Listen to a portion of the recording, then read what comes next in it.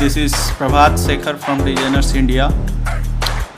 आज का ये वीडियो क्लिप बहुत ही इम्पोर्टेंट होने वाला है उन स्टूडेंट्स के लिए जो 10th के बाद अब 11th ग्रेड में जाने वाले हैं। इस वीडियो में हम लोग वो हर चीज़ समझेंगे जो आपको एक बेहतर फ्यूचर की शुरुआत देगी, एक ज़बरदस्त शुरुआत देगी। इसमें हम वो हर चीज़ डील करेंगे स्ट्रीम से रिलेटेड, मतलब कौन सा हम लोग स्ट्रीम सेलेक्ट करें, साइंस ग्रुप सेलेक्ट करें कि कॉमर्स सेलेक्ट करें कि आर्ट्स सेलेक्ट करें, फिर सब्जेक्ट उसमें कौन सा लें, सब्जेक्ट ले लिए तो टॉपिक कौन सा पढ़ें और उस टॉपिक को समझने के लिए अच्छे अच्छे बुक्स कौन से हैं। तो चलिए बिना किसी देरी के हम लोग इस चीज़ को शुरुआत करते हैं। देखिए 10th के बाद की जो पढ़ाई होती है वो बिल्कुल अलग होती है, जिसमें एक बेहतर प्रिपरेशन की ज़रूरत होती है। और 10th के बाद से जो पढ़ाई होती है वो एक बेहतर फ्यूचर की शुरुआत देती है। तो अब चूँकि ये फ्यूचर से रिलेटेड है तो इसमें हम लोगों को बहुत मेहनत से और अपने आप को तैयार करना होगा और चीज़ों को समझ के उसको टैकल करना होगा, ठीक है, ताकि आगे चल के कोई दिक्कत नहीं आए। क्योंकि ये एक ऐसा एरिना है, दंगल है एक तरह से समझे तो, जिसमें कमज़ोर की कोई गुंजाइश नहीं है। तो इसमें अपने आप को इतना मजबूत करके उतरना होता है जो कि आगे चल के कोई दिक्कत नहीं हो। तो चलिए इसी बात से हम वो हर चीज़ को समझेंगे जिसके चलते आपको एक बेटर फ्यूचर की शुरुआत मिलेगी, इनिशिएशन मिलेगी।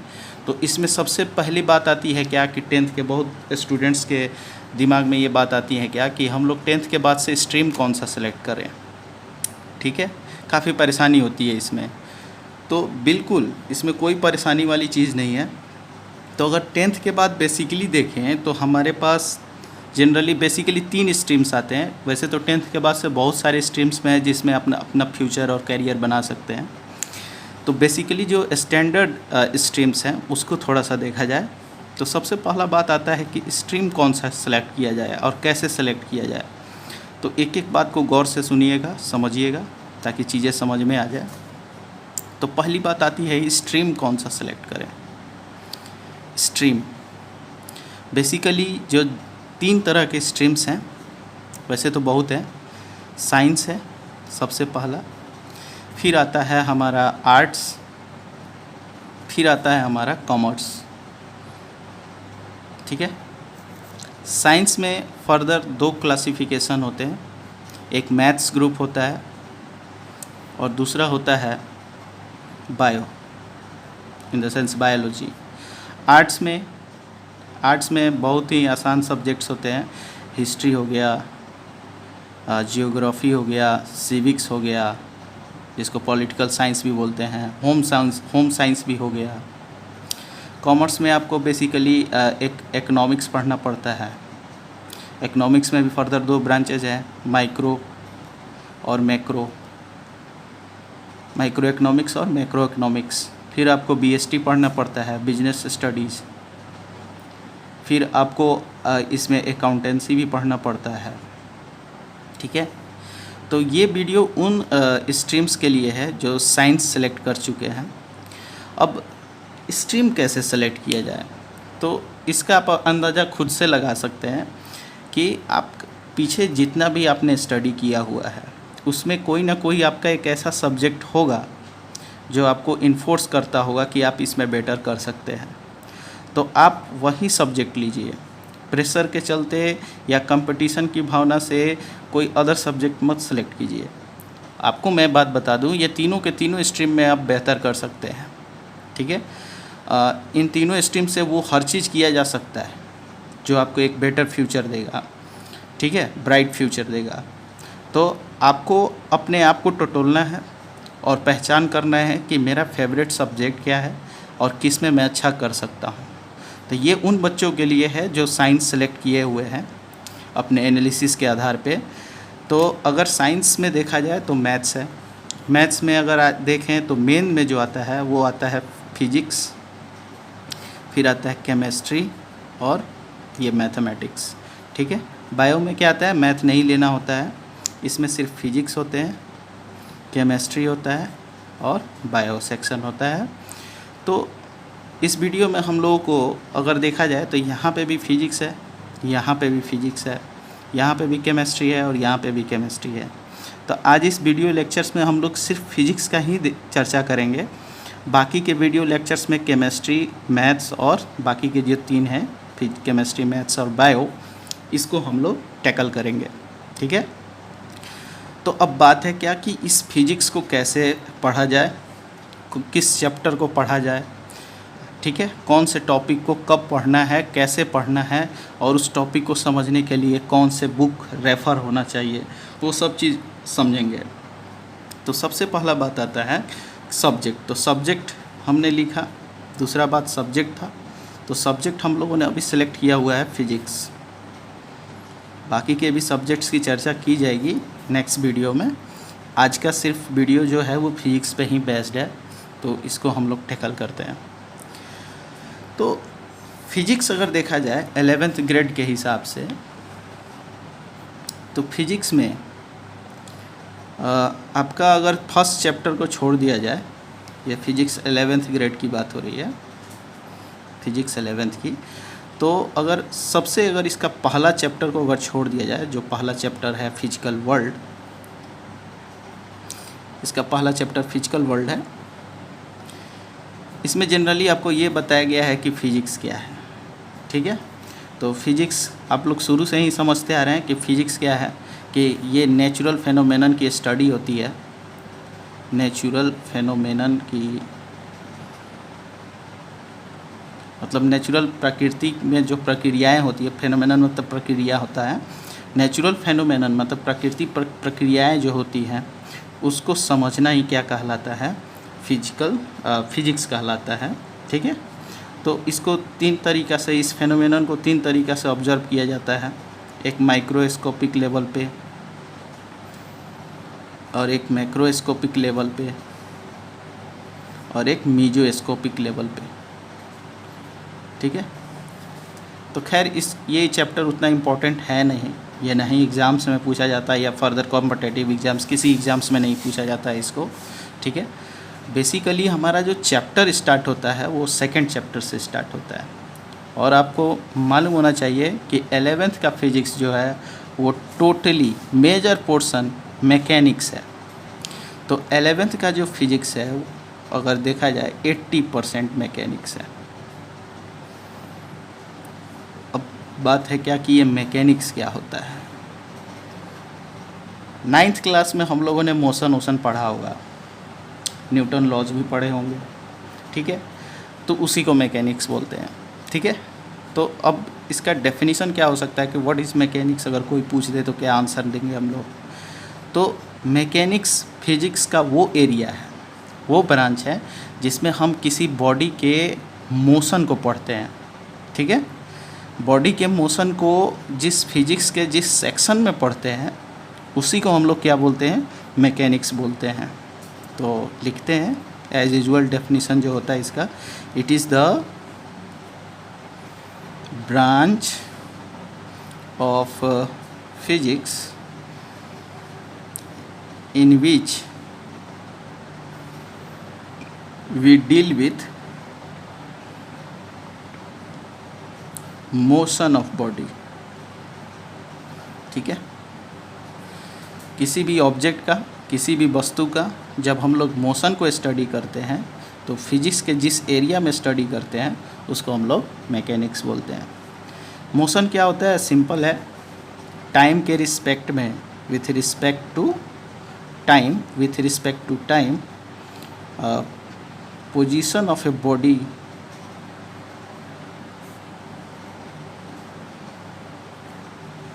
इज कॉल्ड मोशन, ठीक है। समय के हिसाब से किसी बॉडी के पोजीशन में अगर चेंजिंग हो रहा है तो हम कहते हैं कि उस बॉडी में मोशन है, यानी कि गति है। जैसे अभी ये कलम है, ये अभी कलम है, टाइम तो हमेशा चलते रहता है, वो रुकता नहीं है। तो अगर टाइम चलता रहे और इसमें कोई भी इसके पोजीशन में चेंजिंग नहीं आ रहा है, अभी भी इसी जगह पे है, तो हम कहेंगे कि ये अभी रेस्ट में है। लेकिन टाइम बढ़ता रहे, ये टाइम के हिसाब से ही अपना पोजीशन चेंज करता रहे, तो हम कहेंगे क्या कि इस कलम में क्या है, मोशन है। तो हमने शुरू में देखा कि पेन जो था इनिशियल स्टेट में यहाँ पे इस पोजीशन पे था, और जैसे जैसे टाइम बीतता गया ये बी पोजीशन पे आ गया। तो ये ए से बी तक आया है, क्यों आया है? क्योंकि इसमें मोशन हुआ। मोशन कैसे हम लोग समझे? क्योंकि ये समय के हिसाब से अपने पोजीशन को क्या किया, चेंज किया, तभी ना ये ए से बी की तरफ पहुंचा। ठीक है, तो हम समझ गए कि मैकेनिक्स क्या होता है। तो देखिए, मैकेनिक्स में भी बहुत चीज़ें पढ़नी पड़ती हैं। मैकेनिक्स कोई छोटा चीज़ नहीं है, बहुत बड़ा चीज़ है। मैकेनिक्स को फर्दर, अब ये जो मोशन ऑफ बॉडी है, इसको दो तरीक़ा से ऑब्जर्व किया जाता है। एक तरीका है मतलब दो मैकेनिक्स को दो पार्ट्स में बांटा गया है, और इस दो पार्ट्स में डिवाइड करके ही मोशन ऑफ ए बॉडी को ऑब्जर्व किया जाता है। तो सब एक जो होता है वो हमारा होता है क्वांटम लेवल पे, क्वांटम मैकेनिक्स जिसको बोलते हैं। ये क्या होते हैं अभी समझ रहे हैं। और दूसरा जो हमारा होता है क्लासिकल मैकेनिक्स, क्लासिकल मैकेनिक्स, या फिर इसको हम लोग न्यूटोनियन मैकेनिक्स भी बोलते हैं। अब ये क्या है मैकेनिक, ये किस तरह के मैकेनिक्स हैं, इसमें किस तरह के ऑब्जेक्ट के मोशन को पढ़ते हैं, ये अभी समझते हैं। न्यूटोनियन मैकेनिक्स, ठीक है, ये बातें क्लियर होनी चाहिए। तो हमने देखा मैकेनिक्स में फर्दर दो क्लासिफिकेशन, क्लासिकल मैकेनिक्स और क्वांटम मैकेनिक्स। जनरली 11th में हम लोगों को यही पढ़ना है, क्लासिकल मैकेनिक्स ही पढ़ना है, या फिर 12th में भी। क्वांटम मैकेनिक्स आपको ग्रेजुएट लेवल पे मिलेंगे, ठीक है।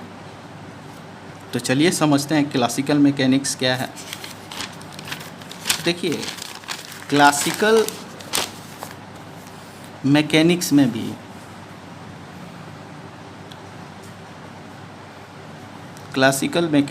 भी तीन डिवीज़न किए गए हैं। एक है स्टैटिक,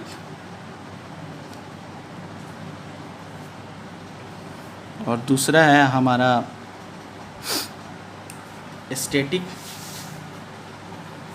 दूसरा हमारा है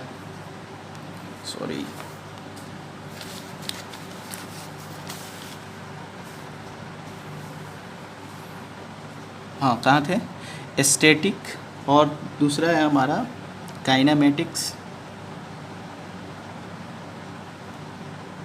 और तीसरा है हमारा डायनेमिक्स।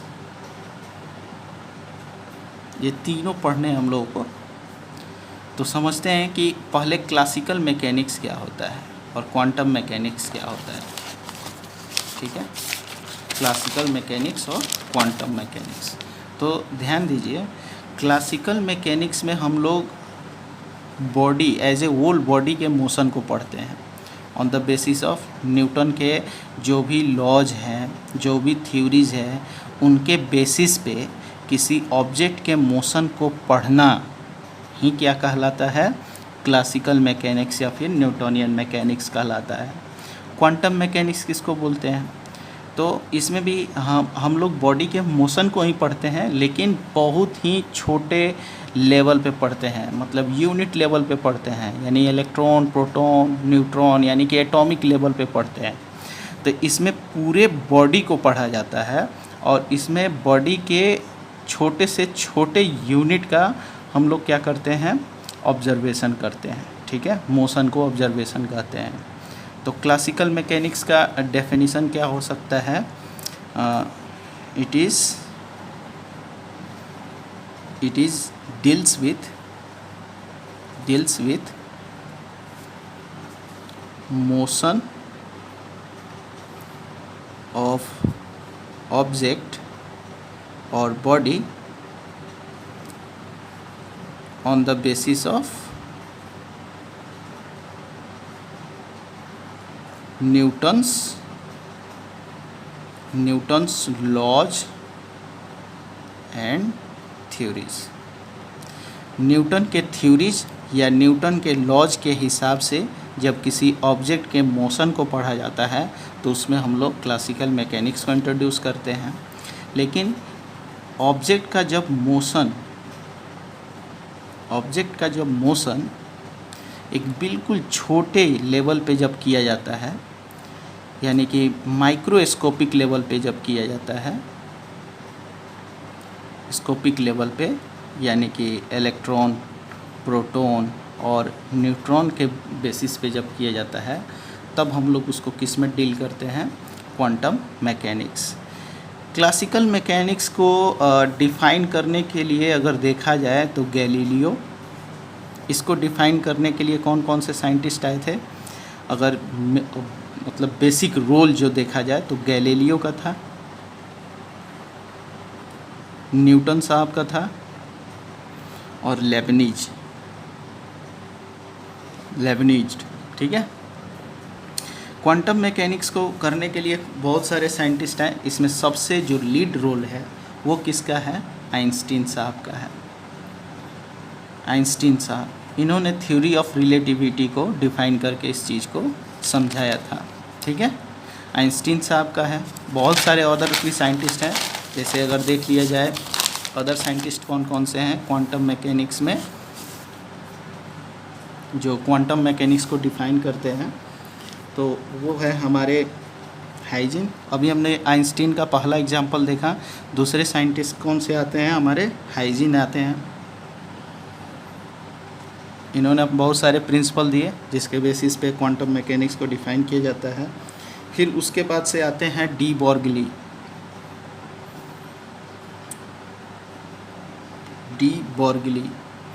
इन्होंने डी बॉर्गली हाइपोथेसिस दिया, ठीक है। और रिलेटिविटी, जिसको हम लोग डी बॉर्गली रिलेटिविटी भी बोलते हैं। इन सब साइंटिस्ट ये लोग मिल के किसको डिफ़ाइन किए? क्वांटम मैकेनिक्स को डिफ़ाइन किए, ठीक है। तो आपको बातें समझ में आ गई होगी। तो चलिए अब हम लोग क्लासिकल मैकेनिक्स को थोड़ा सा देखते हैं। तो अभी हमने देखा कि हम लोग को 11th में क्लासिकल मैकेनिक्स को ही पढ़ना है, मतलब न्यूटन साहब के द्वारा जो भी लॉज या जो भी थ्योरीज दिए गए उसके बेसिस पे हमको ऑब्जेक्ट के मोशन को पढ़ना है, ठीक है। तो जनरली क्लासिकल मैकेनिक्स को 3 पार्ट्स में डिवाइड करके पढ़ा जाता है। एक स्टैटिक्स में, इसमें ऑब्जेक्ट जो होता है वो न्यूटन के लॉ के हिसाब से हम लोग, यानी इनर्शिया पे डिपेंड करता है ये। तो जब ऑब्जेक्ट स्टैटिक स्टेट में होता है, मतलब ऑब्जेक्ट जब रेस्ट में रहता है, उस समय न्यूटन के लॉज के हिसाब से इस बॉडी के मोशन को जब हम पढ़ते हैं तब हम उसको बोलते हैं स्टैटिकल क्लासिकल मैकेनिक्स। काइनेमैटिक्स में क्या होता है? काइनेमैटिक्स, जिसको पहले हम लोग टैकल करेंगे, काइनेमैटिक्स में हम लोग ऑब्जेक्ट के मोशन को पढ़ते हैं, लेकिन इस ऑब्जेक्ट को मोशन कराया कौन, उसके कॉज को हम लोग नहीं पढ़ते हैं। मतलब ऑब्जेक्ट में मोशन जिसके चलते आता है उसको हम लोग नहीं पढ़ते हैं, सिर्फ हम लोग पढ़ते हैं ऑब्जेक्ट का मोशन, ठीक है। ऑब्जेक्ट का मोशन पढ़ते हैं without taking into account of cause of motion. उस मोशन को कराया कौन, उसको हम लोग नहीं पढ़ते हैं। डायनेमिक्स में क्या करते हैं कि हम लोग ऑब्जेक्ट के मोशन को भी पढ़ते हैं, प्लस वो मोशन किसके चलते हुआ उसके कॉज को भी, कारण को भी पढ़ते हैं, ठीक है। तो ये हुआ। तो बेसिकली अगर हम लोग देखें कि जैसा शुरू में ही बताया गया कि 11th का जो पोर्शन है वो जनरली हमारा मैकेनिक्स है। और मैकेनिक्स में भी कौन सा मैकेनिक्स? Classical mechanics.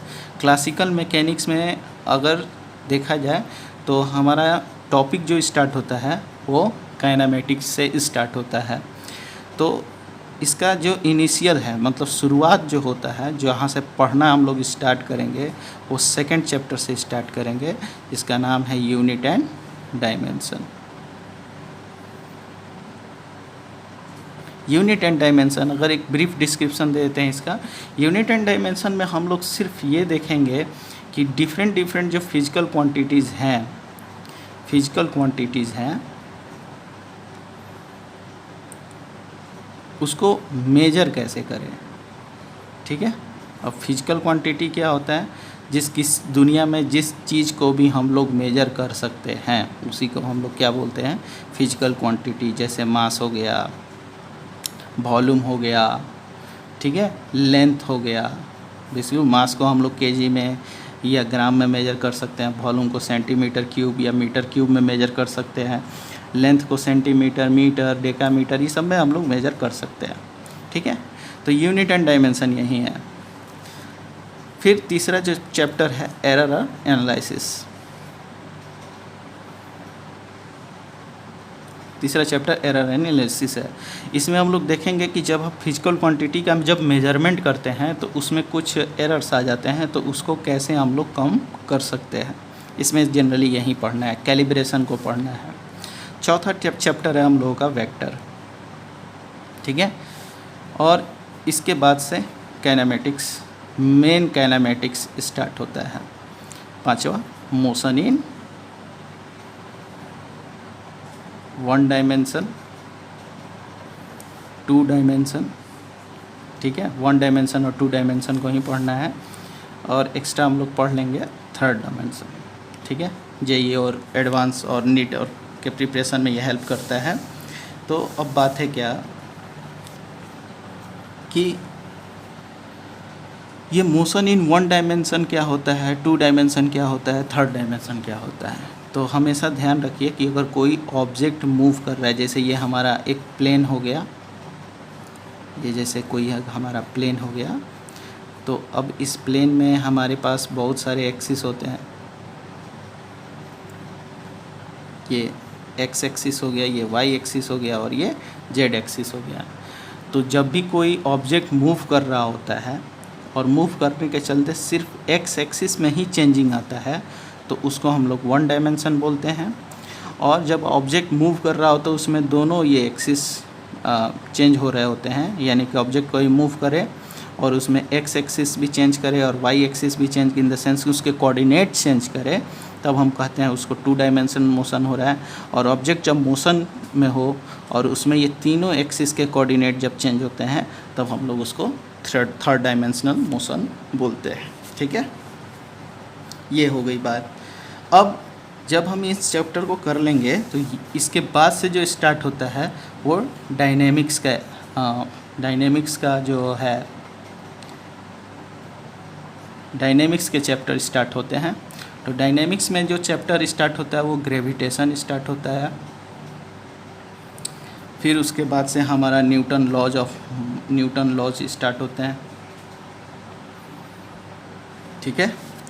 फिर उसके बाद से हमारा आ जाता है properties of matter, work power energy आ जाता है इसके बाद, वर्क पावर एनर्जी यह आ जाता है। उसके बाद से हमारे पास आ जाते हैं प्रॉपर्टीज़ ऑफ मैटर, ठीक है, प्रॉपर्टीज़ ऑफ मैटर। फिर उसके बाद से आ जाता है हमारा SHM और वेव, सिंपल हार्मोनिक मोशन और ये वेव।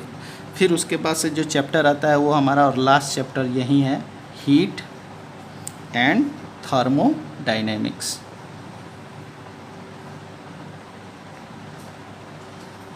ठीक है।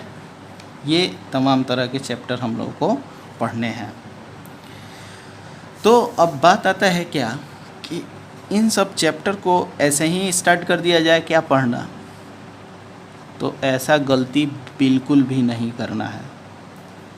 हम लोगों को करना क्या है कि इन सब चैप्टर को पढ़ने के लिए कुछ हम लोगों को हथियार तैयार करने पड़ेंगे, यानी कि बेसिक टूल्स हम लोगों को चाहिए। और वो बेसिक टूल्स देगा हम लोगों को मैथमेटिक्स।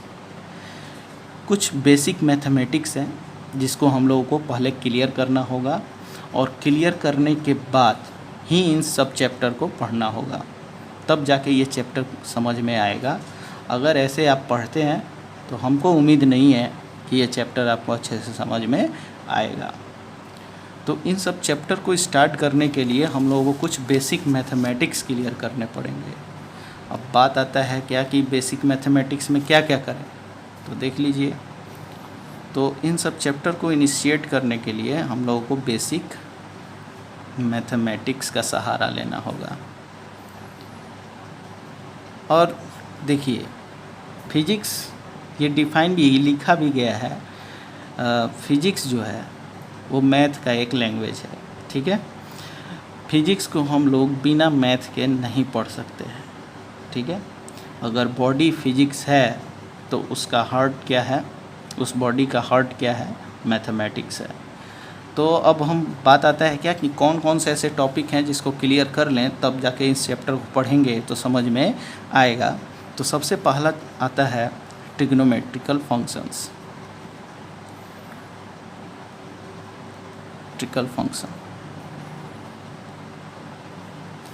ट्रिग्नोमेट्रिकल फंक्शंस में जनरली हम लोग एंगल पे कंसीडर करेंगे, ठीक है, और उसके बाद से कुछ बेसिक फार्मूलाज देखेंगे, ठीक है, ये हो गया। सेकंड में हम लोग देखेंगे लॉगरिथमिक फंक्शन देखेंगे। थर्ड में हम लोग देखेंगे बेसिक कैलकुलस। इसमें क्या क्या आता है, इसमें हम लोग दो चीज़ें देखेंगे, डिफरेंशिएशन और दूसरा देखेंगे इंटीग्रेशन। डिफरेंशिएशन और इंटीग्रेशंस। उसके बाद चौथा आता है हम लोगों का कुछ ग्राफ्स देखेंगे, ठीक है। ग्राफ्स के बाद से कुछ, उसके बाद पांचवा आ जाता है कुछ बेसिक वेक्टर्स रूल्स देखेंगे, ठीक है। ये तमाम चीज़ें करनी पड़ेंगी, उसके बाद से हम इस चैप्टर को स्टार्ट करेंगे। तो आगे के वीडियो के लेक्चर्स में हम लोग ट्रिग्नोमेट्रिकल फंक्शंस को क्लियर करेंगे, जिसमें हमारा बेसिक फोकस रहेगा एंगल पे और बेसिक फार्मूलास पे। आगे लॉगरिथम को क्लियर करेंगे और बेसिक कैलकुलस को भी क्लियर करेंगे, ठीक है। Thank you for watching, wait for the next video. Thank you. हमने हर चीज़ समझ लिया, टॉपिक्स क्या है, कौन कौन से कैसे उसको डील करना है। अब बात आती है कि इस टॉपिक को समझने के लिए बुक्स कौन से रेफर्स करें। तो देखिए बुक्स जो है ये बहुत इम्पोर्टेंट है, मायने रखता है। तो बेसिकली आपको बुक्स जो लेने हैं वो NCERT, और देखिए NCERT जो बुक है वो तो बाइबिल कहा ही जाता है, लेकिन अब बात है क्या है कि NCERT में इतना शॉर्ट लिखा गया है, इतने टफ लैंग्वेज लिखे गए हैं जिसको आसानी से समझा नहीं जा सकता है। तो इस बुक को इंटरप्रेट किया है, बताया है अच्छे तरीके से, वो बुक है SL अरोरा का। SL अरोरा का बुक ले लीजिए, SL अरोरा, ठीक है। SL अरोरा क्या किया है कि NCERT को अच्छे से इंटरप्रेट किया है, बताया है, उस पर काफ़ी सारे एक्सरसाइजेस दिए हुए हैं जिसके चलते आपको एक अच्छा ग्रिप डेवलप हो जाएगा। जब हम इन दोनों बुक को एक साथ लेके चलेंगे, ठीक है, जब हम इसको काफ़ी इसके एक्सरसाइज लगा लेंगे, उसके बाद से हम क्या करेंगे, HCV और DC पांडे, HCV और DC पांडे, अगर थोड़ा सा आपका और स्टेमिना है तो आप लोग चाहे काफ़ी है इतना ही रहने दीजिए, या फिर MTG चाहे ले लीजिए MTG। तो यानी NCERT और SL अरोरा को एक साथ लेके चलना है। जब हम इसको अच्छे से एक्सरसाइज लगा लेंगे, चैप्टर्स को लगा लेंगे, तब हम HCV और DC पांडे को टच करेंगे या फिर MTG को टच करेंगे। Thank you.